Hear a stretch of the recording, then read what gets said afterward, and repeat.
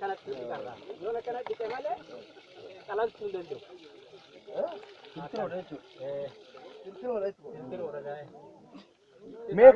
meeqa eenyu tuume akkamitti tumdame nutti hima isaanuma tolchee nafide warshuma tolchee biyya alaa hojjetama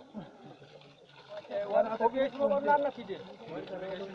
beeksisa naagtaaf akka seensuma lafaati kana garuu daleeyse lammata adda tokko isaanuma fide kana wani ni kan godhe beeksisa hanqaan barbaadu kana abattee tokko faradii godhu Allah